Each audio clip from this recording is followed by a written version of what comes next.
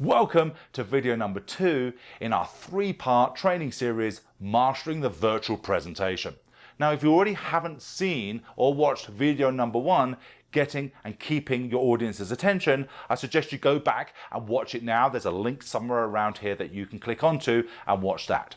In this video, we're going to be talking about interacting with your audience. And the best way to interact with your audience in an online presentation is to get to know your audience before you present.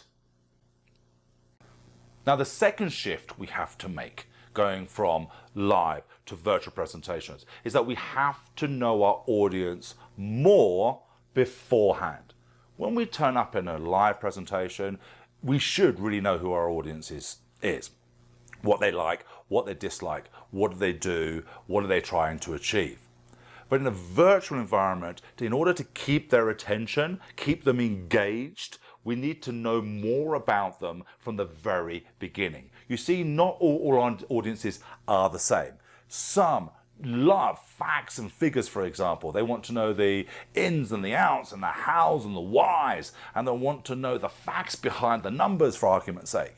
Yet another crowd might be more rah-rah and more happy and clappy and cheerful and for example. So understanding who our audience is from the very beginning, what makes them tick, is going to serve us well in a virtual presentation. So when I say knowing your audience, I'm not saying to know each and every individual delegate. Of course I'm not. But what I am saying is if we can spend a little bit more time learning about the type of people they are, what makes them tick, what is the needle mover for them that gets them excited and gets them engaged. So the best thing to do is, once you understand the type of people that you're going to be talking to, is to come up with some kind of battle plan, some kind of checklist that ensures that you deliver your message in the way they want it to be received. So, what do I mean by that? Let me give you an example. Let's say you're presenting to a room of CFOs. Now, what are CFOs? Well, the first thing we know about CFOs is that they are risk-adverse people. They're looking at retaining cash, not necessarily spending cash. So how do we communicate our message in a virtual world that keeps them engaged? So what type of checklist shall we have for CFOs? Well, what does risk-averse people want? They want certainty. They want to know that if they make a decision, there is more certainty in the outcome from the very beginning. So how do we give more certainty? Well, we can give them more checklists through our presentation. We can ensure that they are given a checklist at the beginning of our presentation and they can just tick things off as they go along. We can give them cliff notes. So although we are describing our numbers to them, we're not going to get bogged down by them. We're just giving them cliff notes so they can get to the point quicker. They would like to know ROIs, return upon investments. If they do this, is it going to be worth it? And they also want to know the numbers behind everything. And we've all seen those presentations on the Shark Tank, for example, when the shark was saying, now, can you describe the numbers to me? And that's when they fail or get tongue-tied. So yes, although CFOs love cliff notes, make sure you can back the numbers up.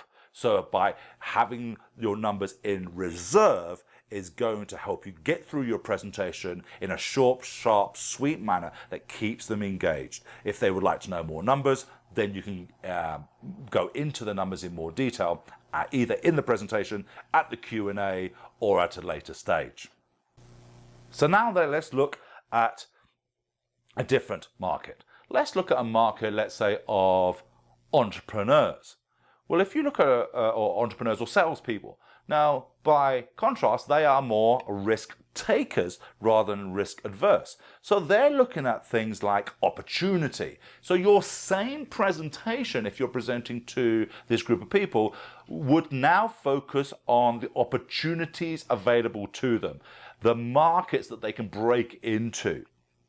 Profit margins, how much they're going to earn. If I did this, what do I get out of it? It's slightly different to the ROI, return upon investments. It's more about the larger, bigger picture.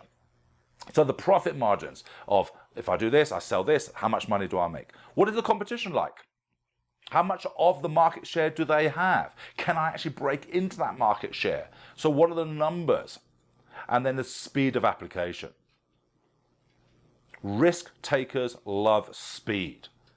They don't want to be bogged down by red tape. You can explain the red tape later on, but in your presentation, all they want to know is speed. If I jump on board with this, if I do what you're suggesting in your presentation, if I buy this product or this service from you, how quickly can I have it?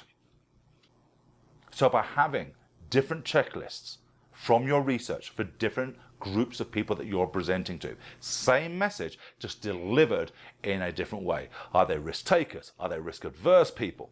Or do they want the facts and figures? So for example, what I have found is that accountants, engineers, for example, they tend to fall into the risk adverse category. They want to know the hows, the whys, the mistakes that could happen. The entrepreneurs, the salespeople, the marketing guys, all they want to know is, does it work? How quickly can I get involved with it? What are the numbers? Is it worth my while doing? It could be the same message. It could be the same investment, for argument's sake, but it's how you deliver those numbers. So that wraps up video number 2 of our 3-part training series, Mastering the Virtual Presentation. If you already haven't seen video number 1, make sure you find the link somewhere around here, because that's all about getting and keeping your audience's attention. Now in video number 3, the next video, we're going to be talking about mastering the virtual stage. So make sure you keep an eye out for that one. Now, I'd love to hear your feedback and love to hear how you're getting on. So please reach out to me with any questions that you have regarding live presentations or virtual presentations, or indeed any suggestions you have about videos that you'd like to see me do. You can reach me on my official Facebook page or on LinkedIn. So until then, have a great presentation.